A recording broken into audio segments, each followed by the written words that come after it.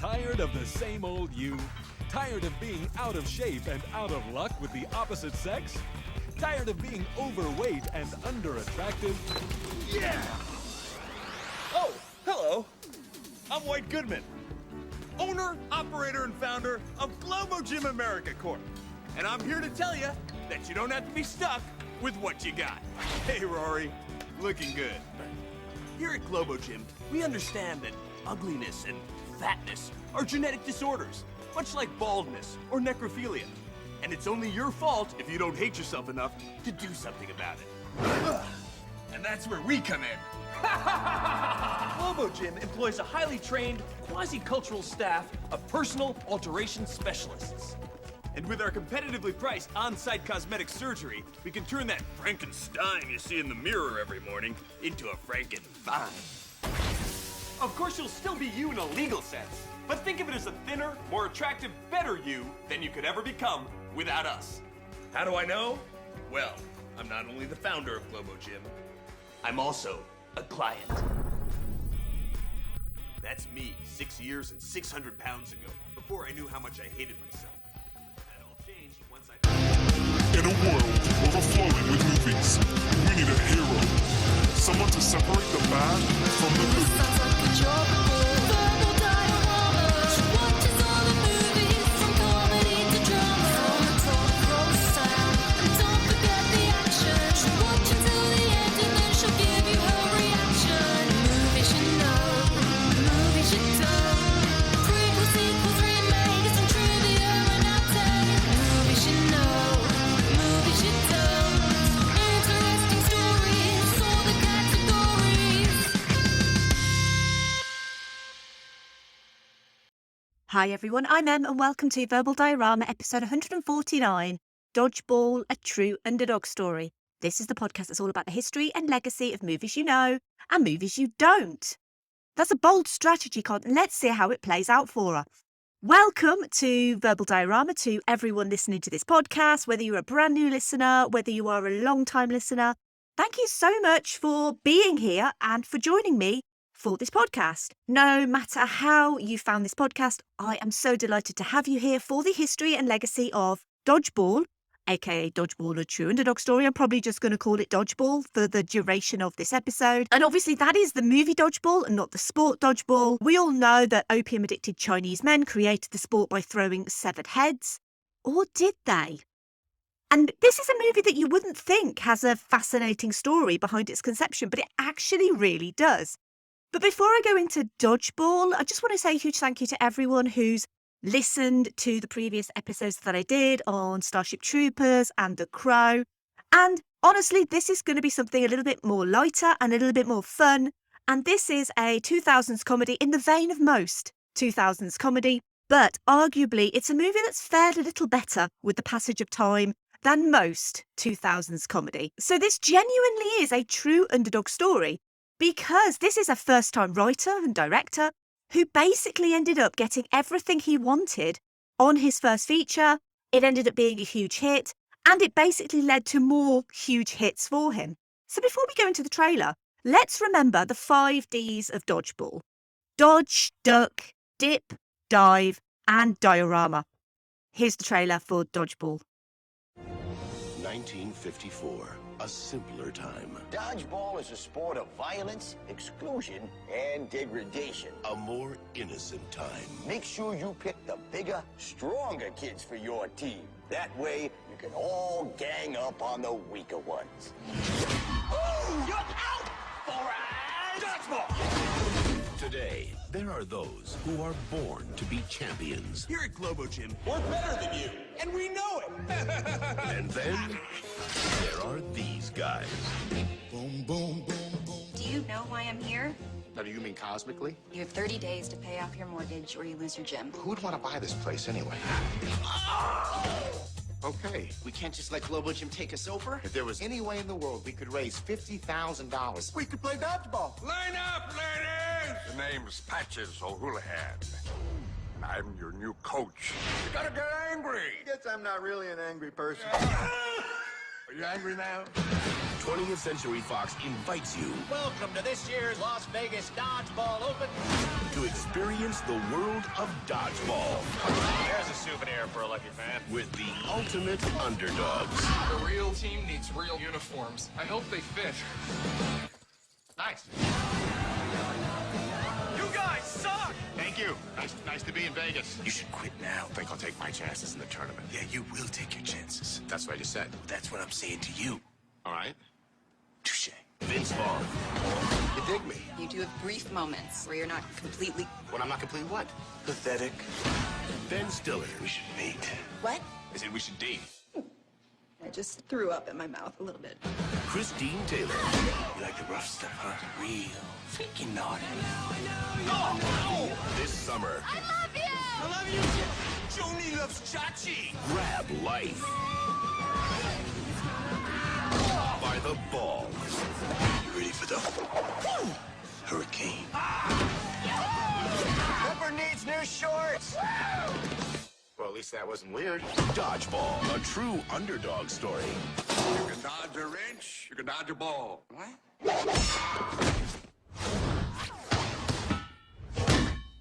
At Globo Gym, they understand what it's like to be at the pinnacle of physical prowess and perfection. Founded and run by White Goodman, it's not so much a gymnasium, but a lifestyle choice. Put down that donut, do 10 more press-ups. At Average Joe's gym, they know everyone is perfect just as they are, but if you fancy losing a few pounds and gaining new friends, it's the perfect place for you.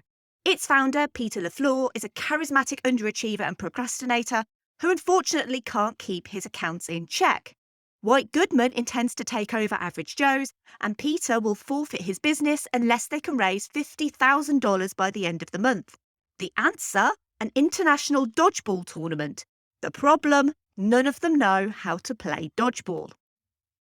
We'll quickly run through the cast. We have Vince Vaughn as Peter LaFleur, Christine Taylor as Kate Veach, Ben Stiller as White Goodman, Rip Torn as Patches O'Houlihan, Justin Long as Justin Redman, Stephen Root as Gordon Pibb, Alan Tudyk as Steve the Pirate, Gar, Joel David Moore as Owen Dittman, Chris Williams as Dwight Baumgarten, Missy Pyle as Fran.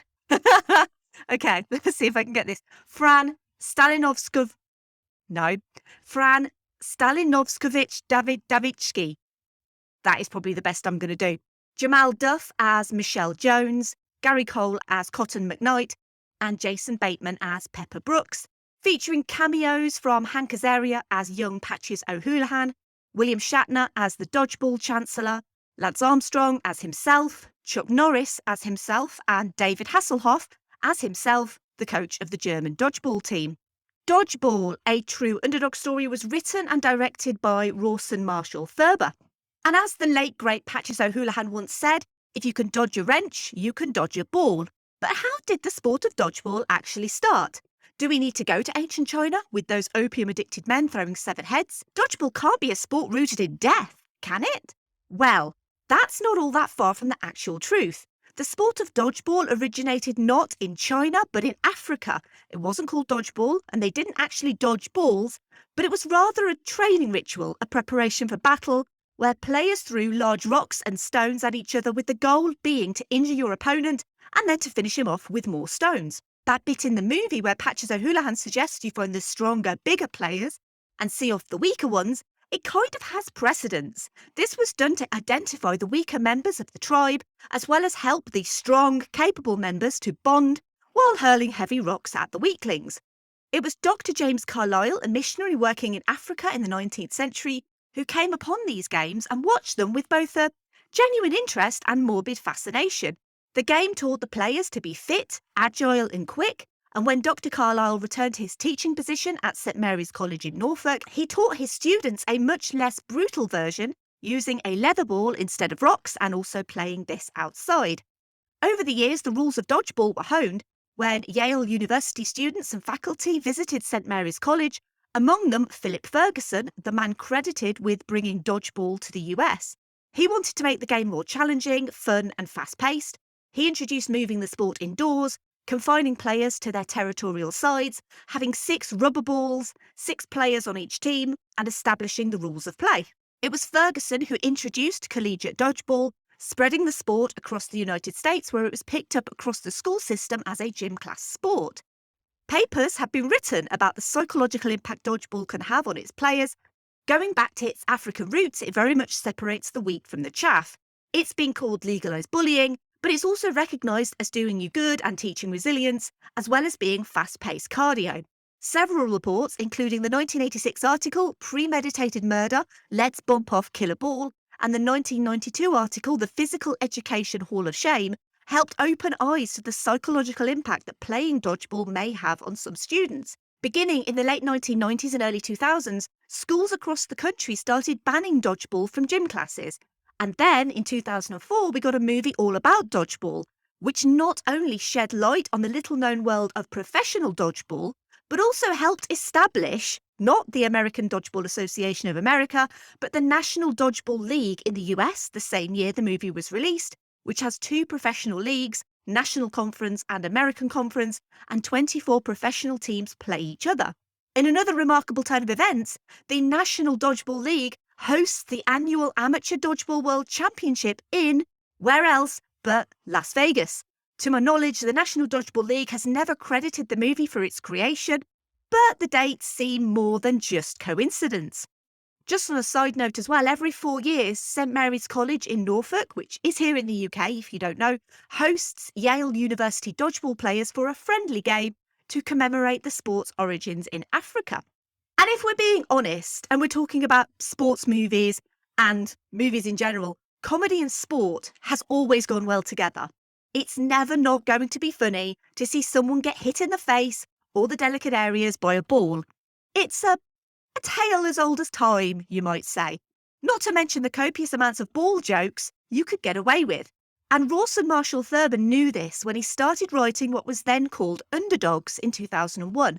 He was a huge fan of sports comedies like Stripes and Caddyshack, and he wanted to write a similar sports comedy that didn't take itself or its sport too seriously, while also simultaneously paying homage to other sports movies like Rocky and Bill Durham.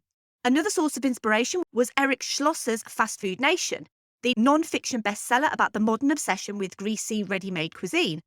That was published in 2001, and Fast Food Nation sold more than 1.4 million copies within 5 years. And this left plenty of fingerprints on Thurber's script. He told Film Freak Central in 2014, "I really took a cue from that. There's an absolute love-fear relationship thing in our culture. We're so weight-conscious, so image-conscious, so youth-orientated, and wrapped up with all that psychosis are these ad images of it being so cool and all-American and sexy to eat at McDonald's and drink pop and all that. It pulls people in all sorts of different directions. So I wanted White Goodman to be sitting there with a donut and the car battery attached to his nipples. That situation with food, with sports, with so much of our culture, it's already almost too surreal to satirise." Rawson Marshall Thurber's first taste of success was a series of comedy shorts called Terry Tate Office Linebacker, in which an American football linebacker dishes out the pain to his office colleagues who are lazy or make too many mistakes. Terry Tate would smash through cubicles and tackle employees to the ground in a series released between 2000 and 2003, paving the way for what was to come. Thurber started writing the script for Dodgeball without an agent and gained an agent based on the strength of the script. Setting underdogs in the cutthroat world of international amateur dodgeball caused an issue, though, because while sports movies generally did good business, they were well-known sports. Basketball, baseball, American football, actual football, aka soccer. The script was sent to every studio in Hollywood and everyone rejected it. A dodgeball movie just wasn't going to sell. They thought it was funny, but didn't want a movie focused on dodgeball, because there was no precedent set for how well a dodgeball movie would do, because there hadn't been one. So no one was willing to take a chance on a dodgeball movie. Thurber's agent sent the script to Red Hour, the production company owned by Ben Stiller and the late Stuart Cornfeld. The script went from the receptionist, who loved it, to an executive who loved it, to Stuart Cornfeld, who loved it, who passed it on to Ben Stiller, who also loved it from the get-go and backed the project and Thurber 100%. And having Ben Stiller on his side proved fruitful, especially when Thurber then said he wanted to also direct the movie, something very few writers, especially first-time writers, are able to do on their first big Hollywood production.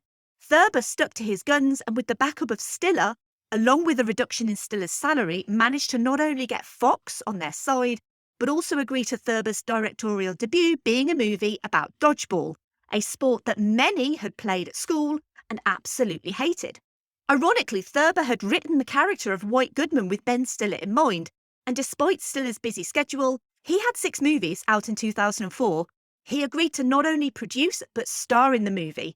Thurber had written the part of Peter LaFleur as a Bill Murray type, but with Vince Vaughn in mind.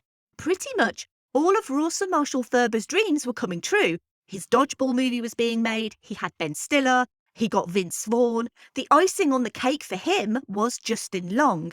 The character of Justin Redmond was also written with Justin Long in mind, following his debut role in the excellent Galaxy Quest, which is episode 54 of this podcast, and I am a huge fan of Galaxy Quest. Justin Long isn't the only thing that this movie shares with Galaxy Quest either. Director of photography Jerzy Zielinski did the cinematography on both Galaxy Quest and Dodgeball. Stiller, for his part, channeled his previous role in Heavyweights, as well as his impression of Tony Robbins from The Ben Stiller Show for the role of White Goodman. Not only did Stiller star and produce, he also had an uncredited role helping to rewrite the script, including changing the character of Fran from a robot to an actual human woman. The excellent and highly underrated Christine Taylor came on board just a year after having a baby. That is her and Ben Stiller's baby, as a matter of fact.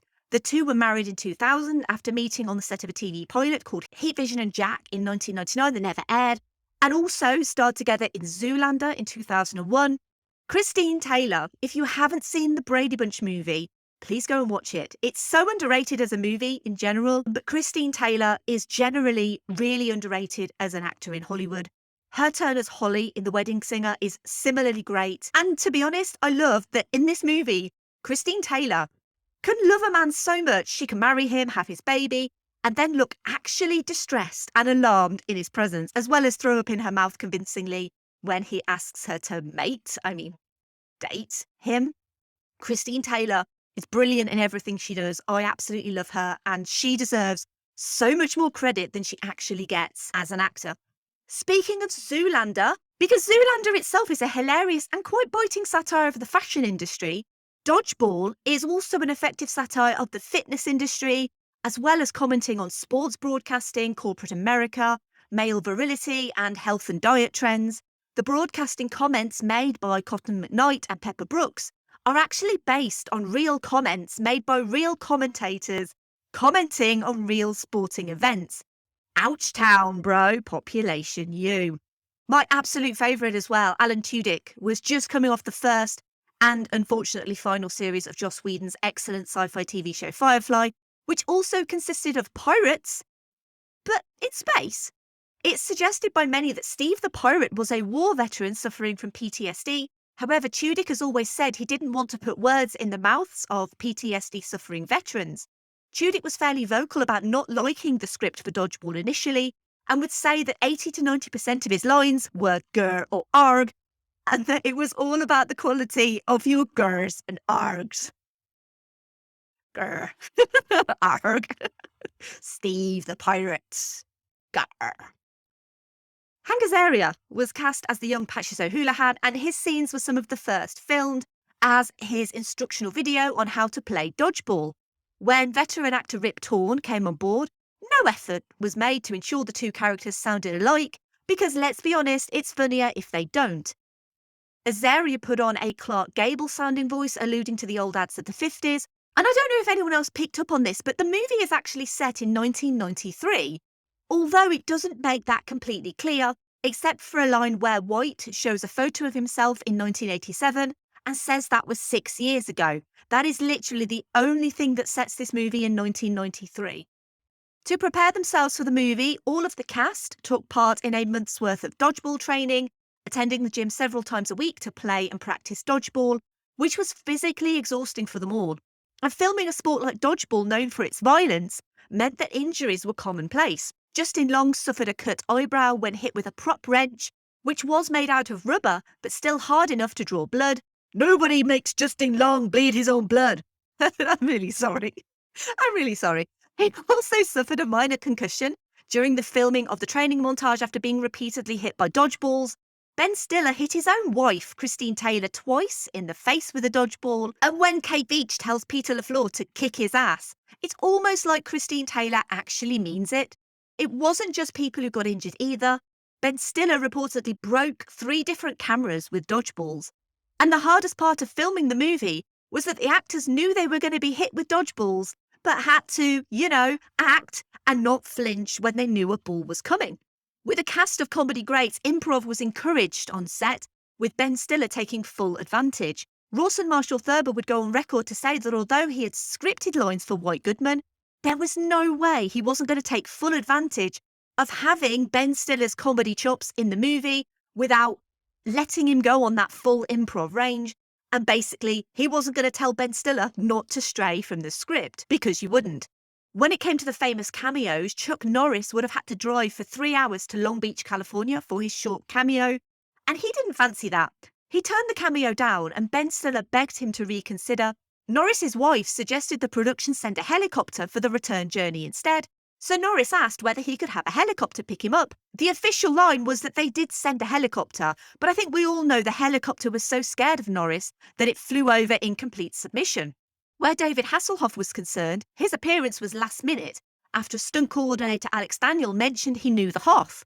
They called him and he was available to shoot a cameo as the German coach, which is a nod to the fact that David Hasselhoff is a huge pop star in Germany.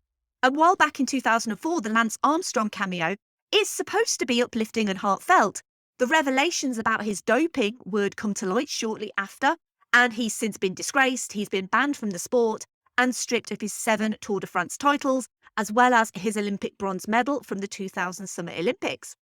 The original ending of the movie would have Average Joe's being beaten by the Globo Gym Purple Cobras.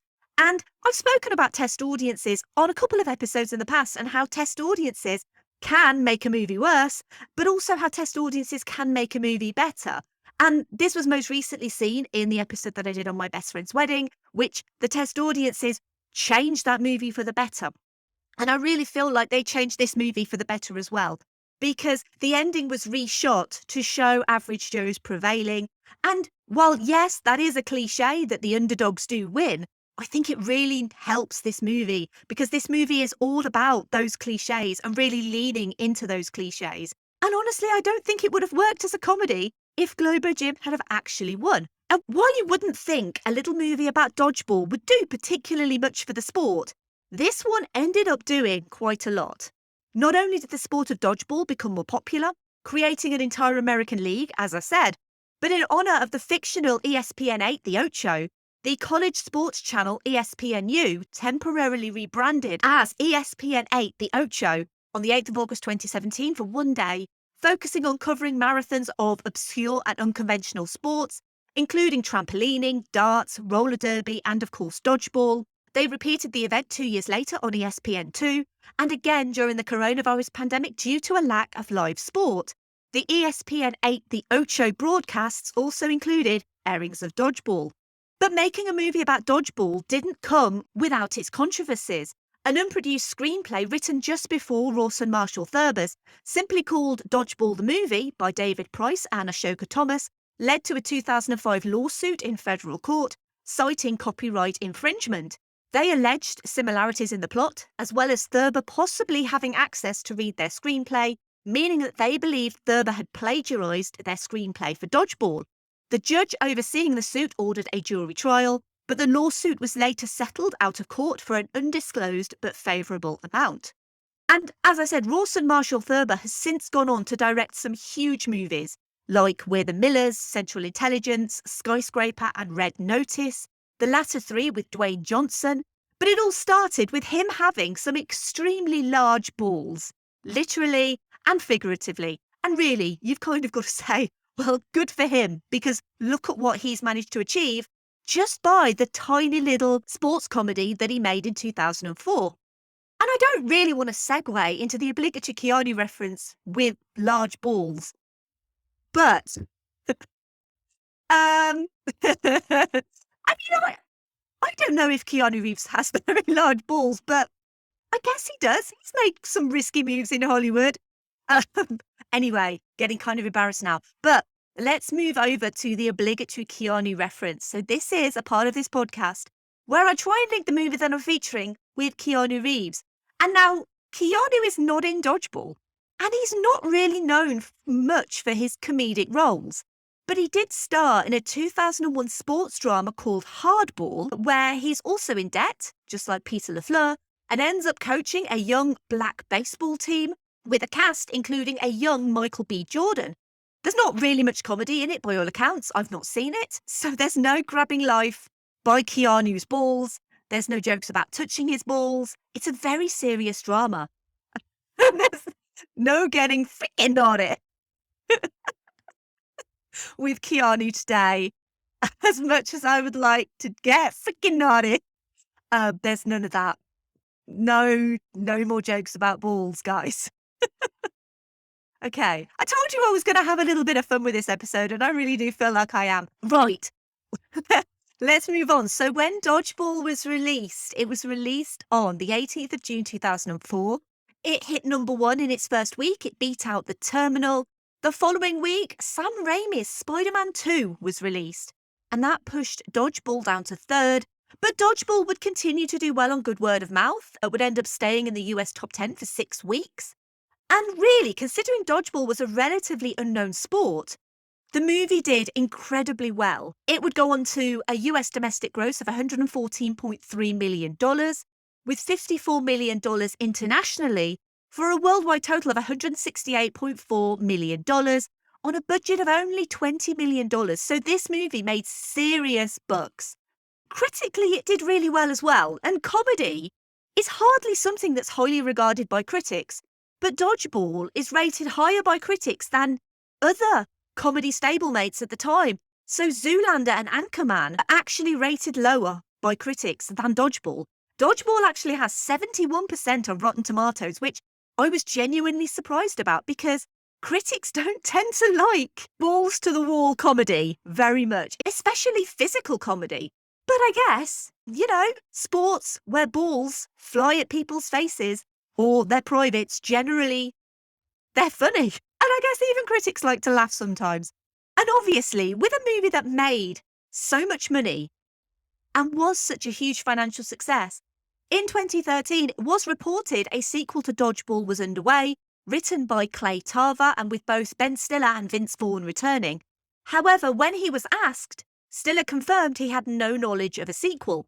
The primary cast of Ben Stiller, Vince Vaughn, Christine Taylor, Justin Long, Missy Pyle and Jamal Duff did reunite in 2017 for a video announcing an Omaze competition to play dodgeball with either White Goodman's Purple Cobras or Peter LaFleur's Average Joes to raise money for the Stiller Foundation. And this movie, as a Fox movie, is available now on Disney+, which is great because the more people who get to see this movie, the better.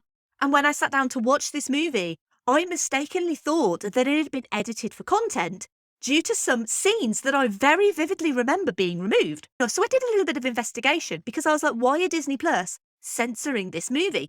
And it turns out that Disney Plus has the theatrical version of the movie. I've only ever seen the unrated DVD version, aka the I'm not wearing any panties version, as I like to call it, because that was the first scene that stood out to me that it wasn't in the version that's on Disney Plus. Anyway, just to make it clear, the version on Disney Plus is not edited for content. It is the theatrical version, but I think the unrated version is a hell of a lot funnier, and I would absolutely recommend that one. If you have access to the unrated DVD version, you should definitely watch that one instead. But if you haven't seen Dodgeball for a while, please go watch it on Disney Plus. Genuinely laugh out loud funny. I find this movie very amusing. I guess I'm just a bit of a child, but I just do. Let's move on to what people think of this movie, social media thoughts. I like to ask on Patreon and on Twitter, Instagram, or Facebook, find out what people think of the movie, but I always start with the wonderful patrons of this podcast. And I'm going to start with the wonderful Scott, who said, long overdue a rewatch round my way. I hope it still holds up, because I don't want to sully the memory of it as an endlessly quotable slice of daft fun, filled with so many great scene-stealing turns and painfully hilarious physical comedy. Gah. I hope I did your gar right. We also have a comment from Andy, perennial commenter Andy. That's his new name. I always call him perennial commenter Andy. Andy says, this is one of the films that signalled the last gasps of the high-concept comedy genre, which essentially ended with The Hangover, but what a way to go out. A truly hilarious movie that leans on every single person's comedic strengths including the hilarious Alan Tudyk as Steve the Pirate. Imminently quotable. In fact, I recently used the 5Ds during a professional training class I was teaching, and offers comedy that hits all of the sweet spots. And for a mid-aughts comedy, the only thing that's dating it is the inclusion of Lance Armstrong. I'd call that a win in my book. What does effing Chuck Norris have to say? And to be honest, I think that Chuck Norris would give the thumbs down for the Lance Armstrong cameo because it's really not aged all that well. But, you know, at the time, Lance Armstrong was a hero to so many people. And yeah, basically what we're saying, kids, is don't do performance-enhancing drugs. We also have a Patreon comment from Ian who says, "What a brilliant film. So much fun from beginning to end. Is it me, or does Rip Torn completely steal the film with his performance as the coach?" And I do think Rip Torn does steal this movie. And what also I find hilarious about this movie, and I know I probably shouldn't, because his character dies 2/3 of the way into the movie. Patches O'Houlihan gets crushed by a sign and literally nothing kind of happens. There's like no mourning period. There's nothing. He just gets hit by a sign. And then it's like, oh, we've got no Patches anymore. But I genuinely think that adds to the comedy of this movie. And also it adds to the stakes as well, because without Patches O'Houlihan, how are they going to win this dodgeball tournament? So, yeah, Rip Torn is great in this movie. Moving over to Twitter, we're going to start with @ToxicDeath, who said, "This is a grower. The first time I didn't find it funny, but I kept thinking about some of the jokes, and when I rewatched it, I found it so much funnier. Also, knowing that Ben Stiller and Christine Taylor are in a relationship makes their interactions even funnier." That F King guy, I've got to be careful how I say that. That F King guy says, "If you can dodge a wrench, you can dodge a ball." @Cage_podcast said, "Used to love this movie. It was so silly and fun, and then Chuck Norris turns up. What a ride." @ThiefCGT says, "I think it's hilarious. I love the seriousness with which they approach the stupidity of the premise, a professional dodgeball tournament, and how they run with it. Vaughn is okay as the straight guy, but Stiller steals every scene, and the sportscaster bits are hilarious." @Mr. London_NCB said, "It's no Kingpin, still the pinnacle of a sporting underdog story, but it's still great fun nonetheless. On a sour note, it does let itself down with its cheap stereotyping of pirate culture. I like to think we live in more enlightened times now. Gah." I've actually never seen Kingpin. So, yeah, maybe I need to rectify that.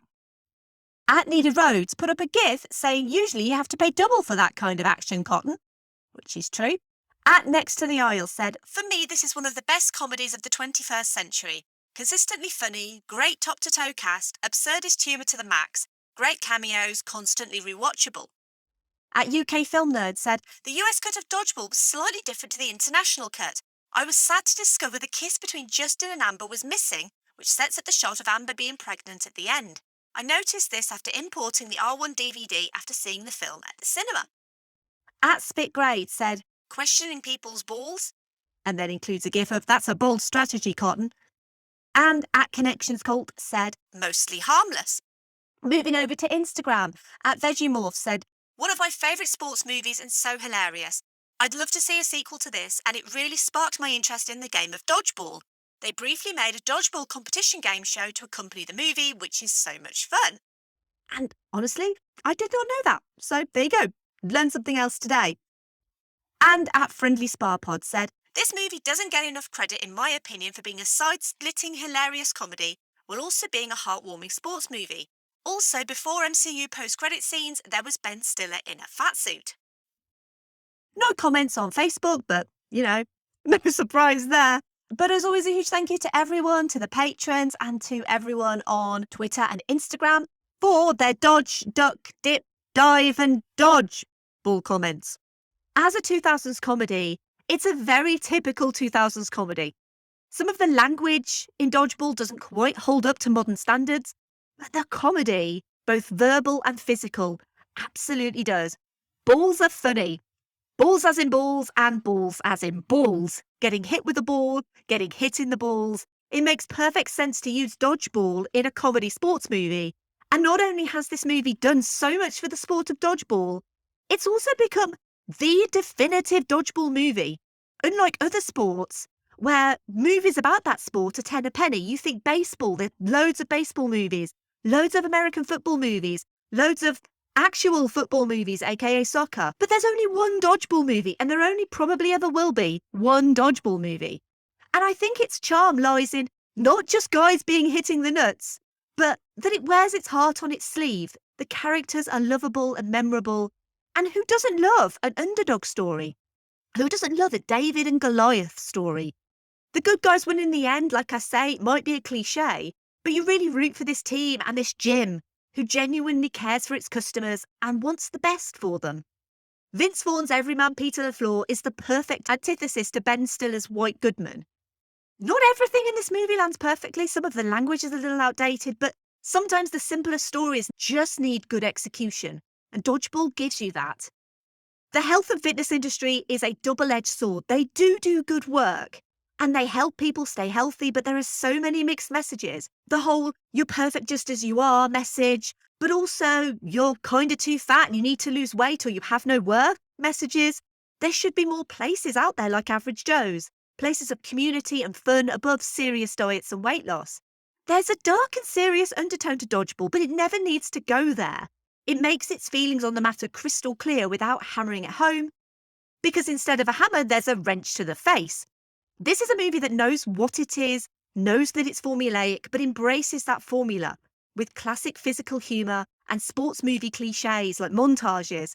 It doesn't do much to subvert those tropes, but sometimes comedy just needs to lean into those tropes, and this one does. I am a huge fan of this movie, and the unrated cut, like I said, is better than the theatrical cut. So make sure you find that unrated cut, guys, because it's really very, very funny. Dodgeball is a sport of violence, exclusion, and degradation. It's also crude and silly and pretty perfect. Looks like it's going to be a 2-on-1, a menage a trois of pain. Usually you pay double for that kind of action, Cotton. Thank you for listening. As always, I would love to hear your thoughts on Dodgeball. And if you do want to get involved in this podcast and you want to help this podcast grow, then you don't need a ball to the face to do it either. Not that anyone want balls in their faces. Trust me, guys, we do not want balls in our faces. Oh, okay. Take that however you will. But if you do want to get involved and you want to have comments read out in episodes, all you need to do is comment on the thoughts posts that go up on social media. They normally go up on a Saturday. Leave your comment and I will read it out in the episode. Patrons do support this podcast financially, and I'm so grateful for their assistance. But you can support this podcast without paying a single penny. And you can basically also help this podcast to reach more listeners. And the way that you could do that is you could tell your friends and family about this podcast, especially if they like balls in their faces. You can also retweet or like posts on social media. I am on social media. You can find me at Verbal Diorama on Twitter, Facebook, Instagram, and Letterboxd. Or you can leave a rating or review of this podcast wherever you found this podcast. That would be amazing too. If you want to listen to an episode that's similar to this, nothing's kind of like this in my repertoire, I'll be honest. But if you enjoy the movie Dodgeball, you might also like one of the following episodes.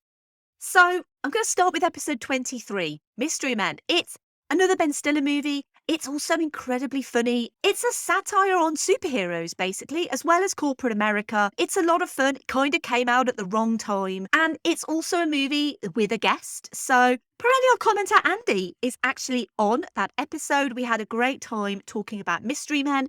And then several episodes later, he came back to talk about episode 54, Galaxy Quest, which, again, another fantastic comedy, one of the greatest comedies ever made, actually. And we had a great time talking about Galaxy Quest. And both of those movies came out in 1999. That is a complete coincidence that he came on for movies from 1999. But both of those movies are very, very funny. Would actually be great companion pieces for this one. Also, episode 43, A League of Their Own. Now, that's probably the only sports movie that I've done on this podcast.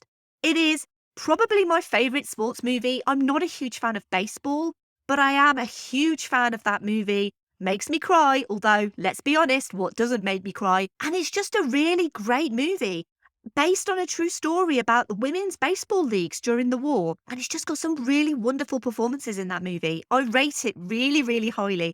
I'm probably the only person who does, but If you're into sports movies and you like this one, then you may like A League of Their Own. And finally, episode 125, Anchorman. Obviously, Anchorman came out the same year as this movie did. And it was also a movie that Ben Stiller was also in. He cameoed in Anchorman.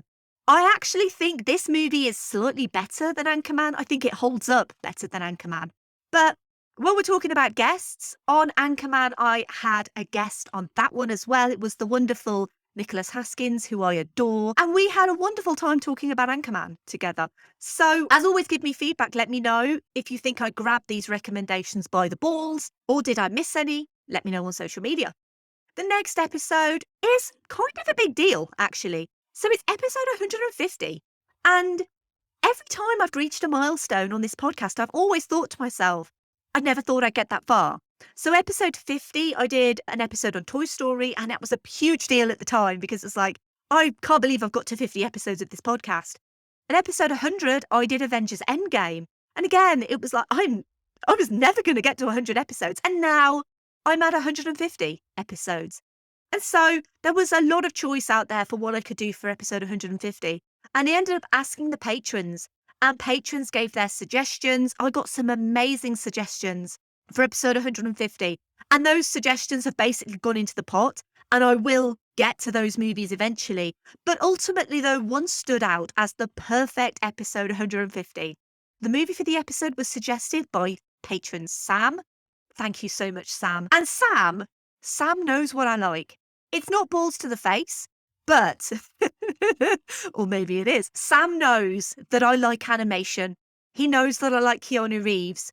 And surprisingly, he also knows that I like Philip K. Dick novels. And I'm not going to say anything about Philip K. Dick and balls because that would be rude. This is a family-friendly podcast. So the movie that I'm featuring is animated. It has Keanu Reeves, and it's an adaptation of a Philip K. Dick novel. And that can only be A Scanner Darkly. And that is going to be the next episode. It's going to be episode 150 of this podcast. And I cannot wait to talk about A Scanner Darkly because it's a movie that I only saw quite recently. I think it was last year that I saw it for the first time. And I was a little bit blown away by A Scanner Darkly. I think it looks amazing. I think the story is fantastic. It's quite a serious story, obviously, because Philip K. Dick likes to talk about serious topics, but it's got everything this podcast loves. So it was really perfect. So yeah, join me next week for episode 150 on A Scanner Darkly.